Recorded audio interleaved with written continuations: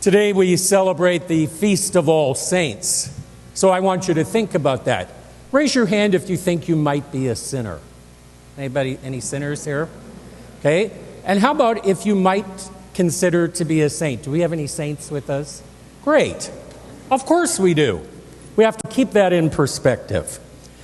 Today we celebrate all those who have gone before us and are canonized as saints. But we also celebrate all those saints who walk among us today. In our own parish here, there are many saintly people who are involved in all sorts of activities that I would consider saintly. Perhaps you're not canonized yet, but you're on the way. Saints are those extraordinary people.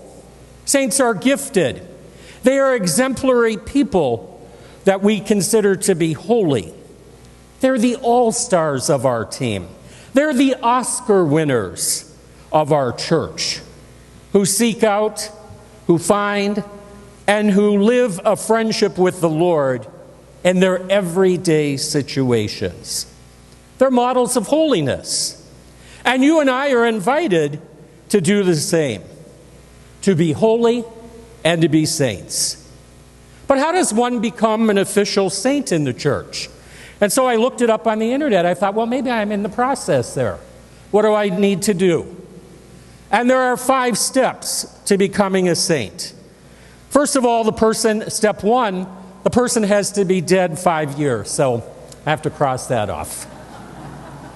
But it's interesting that some recent saints, Pope John Paul II and Mother Teresa, were declared saints within those 5 years. There was a rush to say, these are saintly people.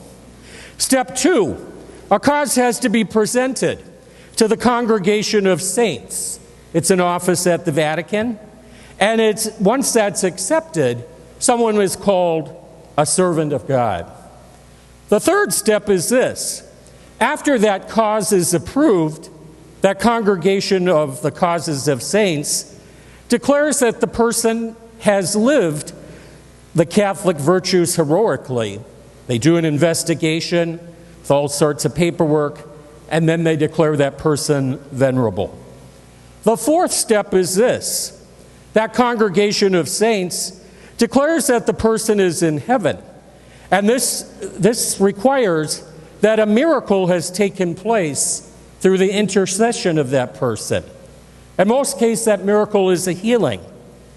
And once that miracle is verified by doctors and theologians and all sorts of experts, that person is then declared blessed. And step 5 is this. After the beatification, a second miracle is needed to declare someone a saint. And once that's verified and once that's been investigated, the Pope declares that this particular person is a saint.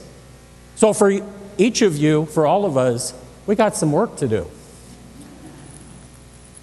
In October, during this past month, we've had 2 examples of 2 people becoming blessed.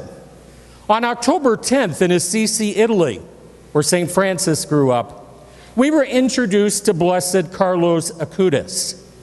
He died in 2006 at age 15 of leukemia. Carlos was a teenager interested in computers, video games, and the internet.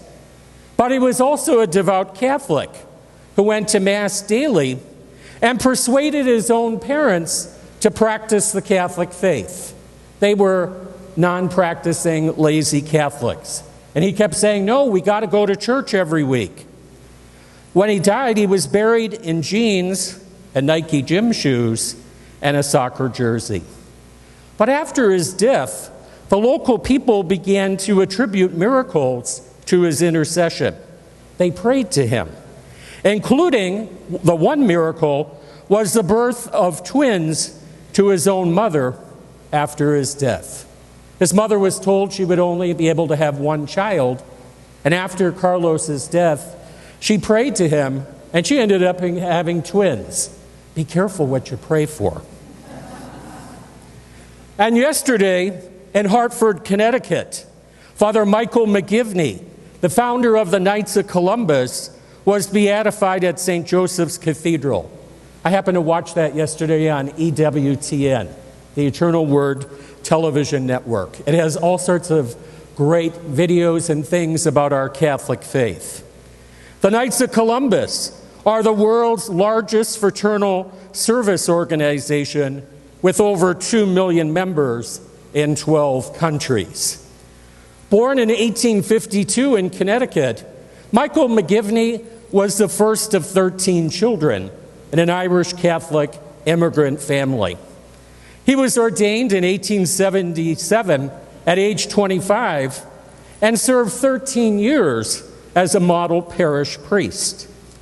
Amid anti-Catholic climate in New Haven, Connecticut, sometimes we experience that anti-Catholic climate.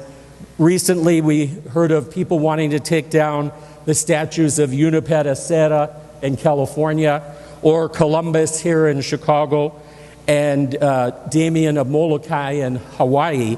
There was this feeling in the last couple months about these saints are really not saints. I would say, wait a minute. That's a little bit of an attack on our Catholic Church. Michael McGivney experienced that in his parish. And in 1882, he founded the Knights of Columbus, 138 years ago, to encourage those men in his parish to practice their faith, to know their faith, to honor their faith, and to treasure their faith, and to provide financial help for Catholic families that had lost the breadwinner or the father of their family. The insurance program provided money for widows and orphans. For Knights of Columbus, their spiritual values, their legacy that they follow, are threefold. First of all, unity, staying together as Catholics. Secondly, fraternity, to be brothers to each other. And thirdly, charity, to be a community of brothers who see those who suffer and does something about it. Also, the Knights of Columbus were reminded by Father McGivney to be good Catholics and to be good Americans. Father Michael McGivney died at age 38 on August 14th in 1890, only 13 years a priest. Michael McGivney's legacy lives today in our Knights of Columbus here at St. Marcelline Parish. There are those guys who are very active as ushers and Eucharistic ministers and doing maintenance around the parish. They help run the St. Patty's Day dinner, the Italian dinner, those wonderful pancake breakfasts, and those donuts and coffee after Mass. The October dinner, selling of Tootsie Rolls. Do you kind of recognize some of those people along the way? Yeah. Those Knights support a variety of charitable projects. One of their projects this year is Leave No Neighbor Behind, helping people who are suffering from COVID-19. The Christian Refugee Program, helping persecuted Christians in the Middle East. The Knights of Columbus have always given money to cities and towns that experience those hurricanes in the south and those fires in the west. They provide Coats for Kids program. They celebrate the Culture of Life program, providing this in the last 10 years over 1,200 ultrasound machines and pregnancy resource centers to convince women who are considering abortion not to abort. They're involved in the Warriors to Lourdes program, providing where veterans can go to Our Lady of Lourdes in France to pray for a miracle. They're involved in Habitat for Humanity, the American Wheelchair Mission Program, and the Gary Sinise Foundation. But the Knights also support our faith. They help us to be a parish community, building up the local parish, providing Catholic information services, providing Vatican TV. If you've ever seen Christmas Day or Easter Sunday from the Vatican, it's provided by the Knights of Columbus. They also have a spiritual program for men, Into the Breach, 12 episodes that talk about what it means to be a Catholic male. The Knights also have had a huge insurance program and a growing investment firm.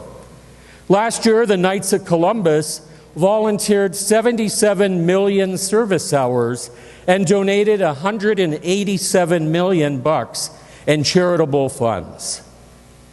Thank you, Knights of Columbus. On this All Saints Day today, we have two future saints to pray to. First of all, Carlos Acuto, that 15-year-old teacher or teenager, to pray for our young people. And secondly, Michael McGivney, to pray for our parish priests and to pray for our families. Each of these blesseds needs one more miracle to be canonized. Consider praying to Carlos Acuto. Consider praying to Michael McGivney. We too, as living and future saints, need to put our faith into action. We need to push each other to be better Catholics. That's another quality of being a saint. They're those people who bug us and say, build your relationship with the Lord. Get to church on Sunday. Pray the rosary. Follow the Catholic values. They're those saintly people who walk among us today.